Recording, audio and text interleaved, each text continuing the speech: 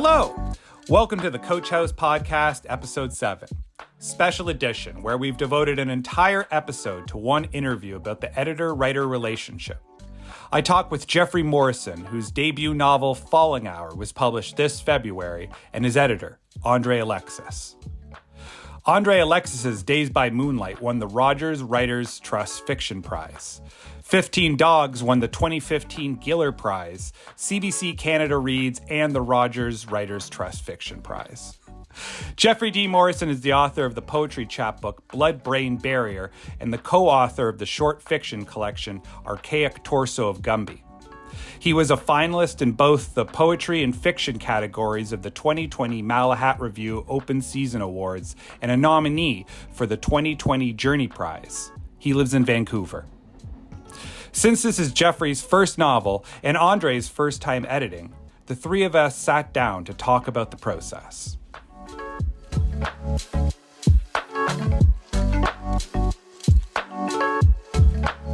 Wait, is this going to be a video one too?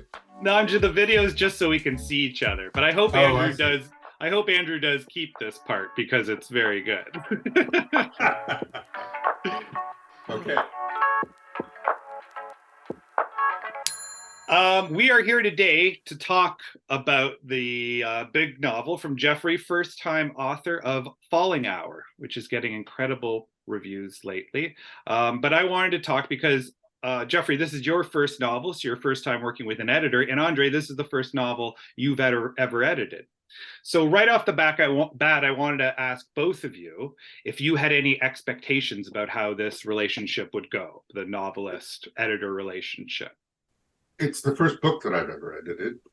And Of course, if I have any expectations, it's drawn from my own experience being a novelist and being edited by some of the best editors in Canadian history, among whom Ellen Seligman. Anne Collins edited an essay of mine. My first book of short stories was edited by Michael Redhill. And more or less since then, I've been edited by Alana Wilcox, who I consider to be a really good editor. So if I have a sense of what an editor is, it comes from the experience of being edited by, in particular, Ellen, who was just very sharp. But I go into the process with the one most important injunction of hers, which was a deep comfort to me, which was, you don't have to change it if you don't agree. It is ultimately your decision because it's your book, your name is on it, is the founding principle for me of the process. And so I went into it with that model in mind, and then Geoffrey became me, I suppose. Geoffrey, how about you? You have a few books of poetry out, so you do have some editorial experience, but this is your first time working on a much larger project. What did you have any expectations going into this, especially knowing who André was, what it was going to be like? Well, I my own obsession with getting the language in some sort of like very fine-tuned, sort of perfect way, and thinking about things at that kind of like minute level. And I think when you send a manuscript out for submission and have time away from it to sort of think about it and think about like, oh, what might people like about it? What might people not like about it? I kept returning to the question of like sentences to the absence of everything else. And I think when I was getting ready to work with André, I was like, oh, I wonder what he's going to think about, like, the way the sentences worked in the beginning of the book versus later. And, I really got in my head about it. I remember I wrote this very detailed, long email about my sort of like concerns about this. And André was like, well, I don't think you need to worry about it that much. It's in so many words. And I think that coupled with the attitude he was describing where like, you trust people to know that it's their book, and if they want to keep something, they can. But, the editor's job is sort of to give a context for what an effect might have, or like what a choice, the effects a certain choice will have. I went into it hoping that we would get really into the minutia of sentences and realizing like actually we didn't need to focus on those things. And instead there were all these other like really exciting questions that really allowed me to think about the book in a new way that I really appreciated. I say there's a first principle which is ultimately that I'm giving you a very strong reading and that you are free to react to that reading. What comes with that is that in essence, if I don't like something, I will tell you if I don't like something. And if I do like something, I don't know whether I'm good on the letting you know that I like something side. Because I think the second important principle, which I felt was really lived through when being edited by Ellen Seligman, was that the book was more important than either of us. I wasn't the important one here in the sense that, sure, it's your book, but it is also an aesthetic object, the care of which is assigned to, in this case, you and a very good reader. It's the only time when it's you and a very good reader faced with the object in front of you. And you have to be there, I believe, with someone who loves that object more even than they like you.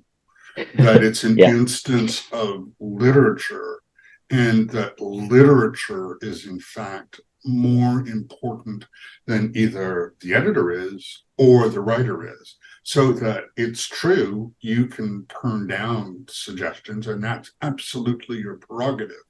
But when you do so, you have to trust that the objections are made not because they don't want you to be you, but because it's looking at this object and trying to see what makes this book, what is potentially the best version of that book, and working on that together with the person who has written it.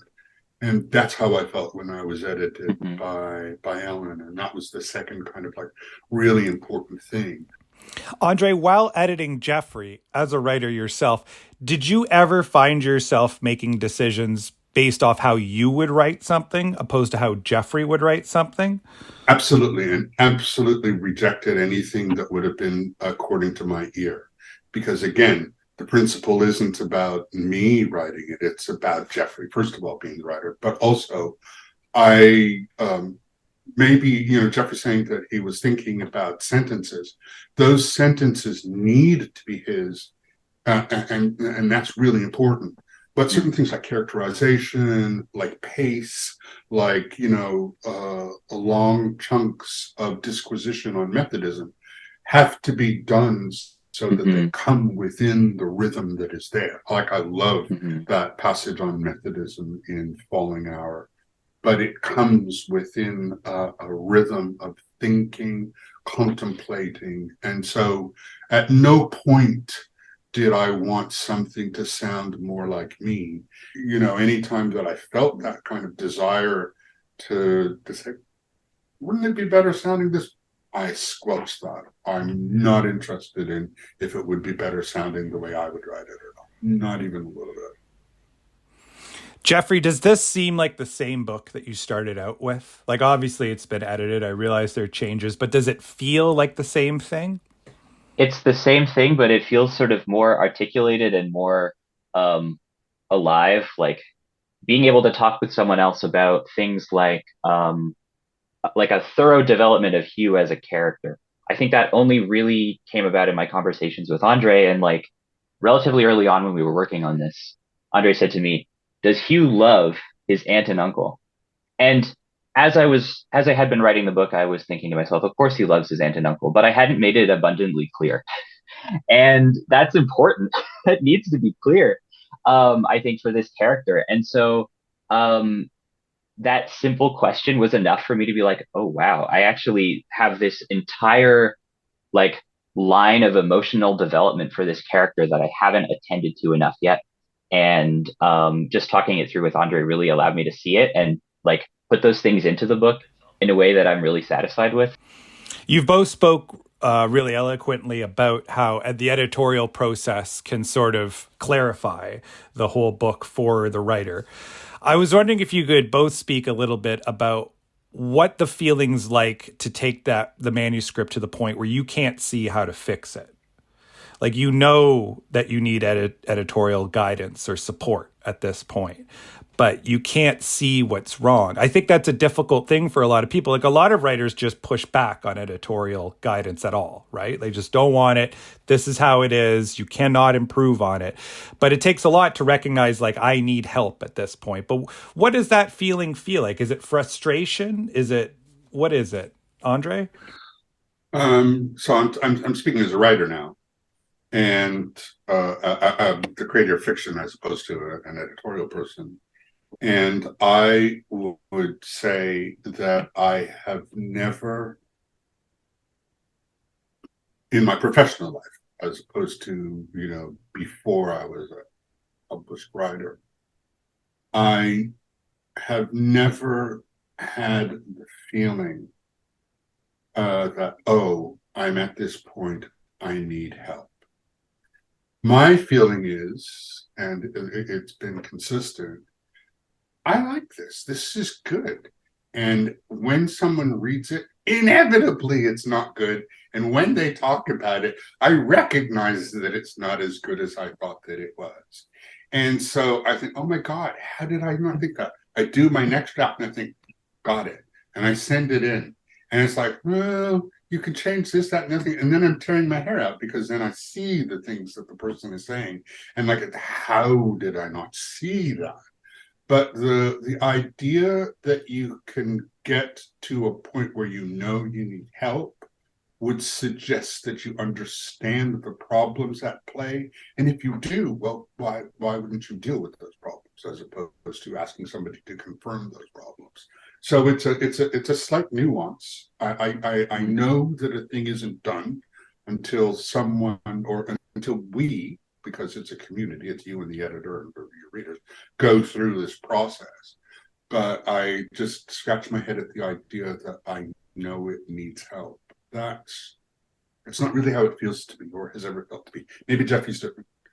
In my case, I think I can say that I knew I needed help, but it was sort of a question of like a misapplied scope or something. So again, thinking about these things like a poet, I'd be like, oh, the sentences are ringing false in my ears here, and I am not sure why. And, approaching that almost from a question of like mechanics or like, oh, are the metaphors sufficiently like beautiful or something? Like, if in a lot of those cases, it just turned out it was the wrong way of thinking about the problem. And there were all of these other ways of looking at it, again, from the perspective of like character, of like narrative momentum, that I had not thought of them from at all. So it's like maybe I had a sense that I needed help, but for the wrong reasons.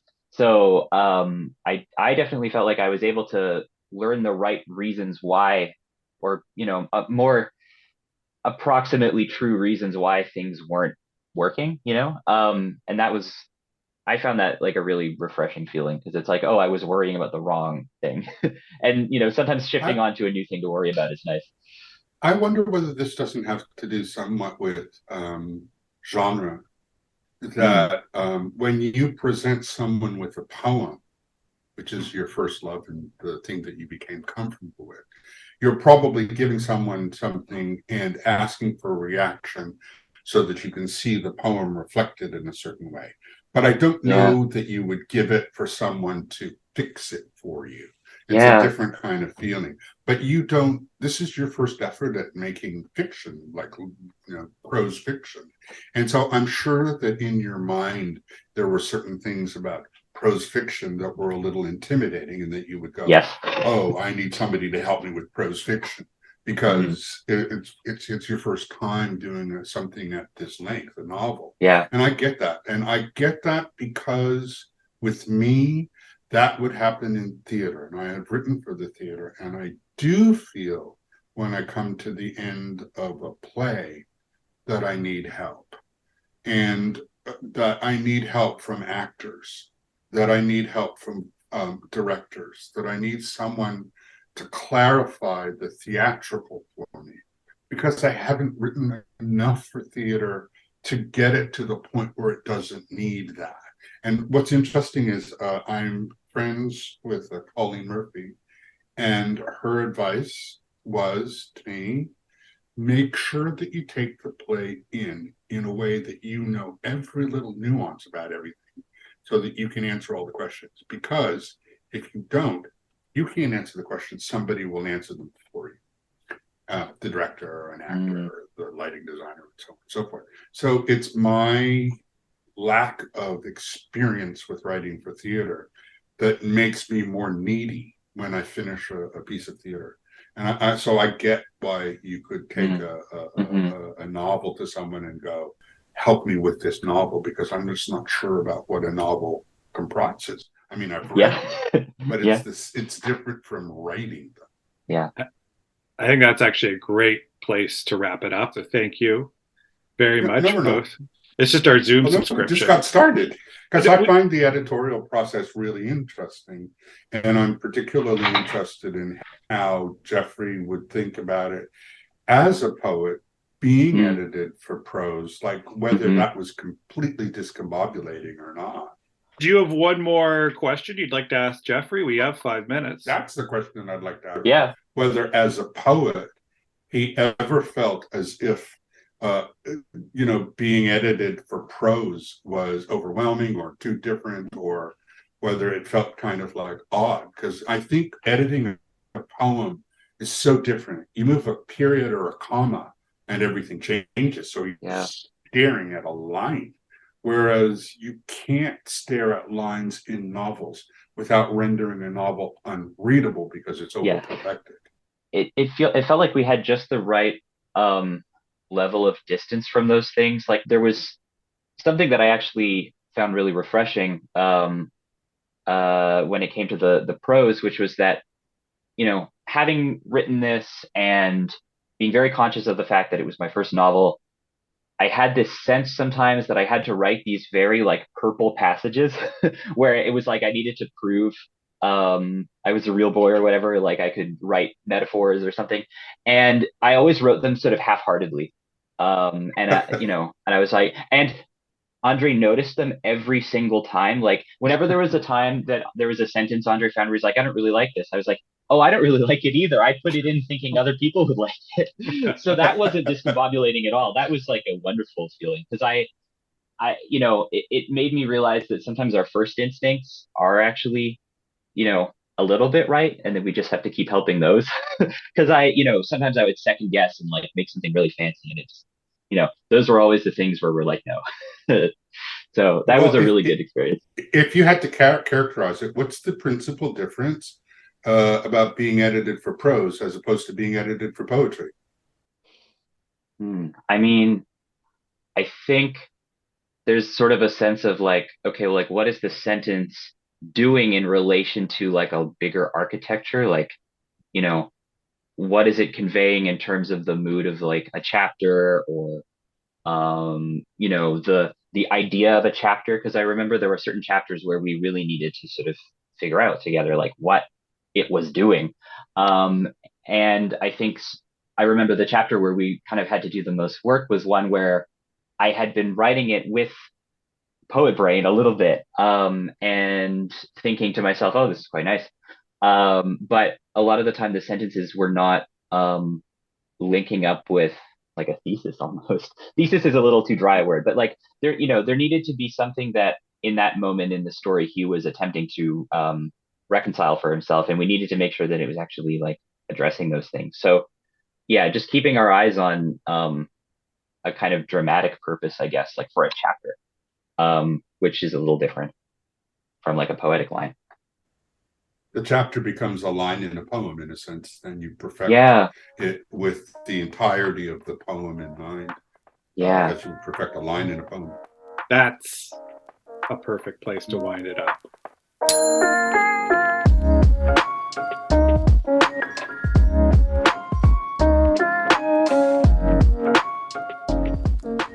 That was our show.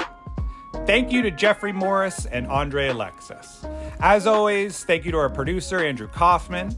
Next episode will feature David O'Meara and Matt Cowell. Thanks for listening and take care.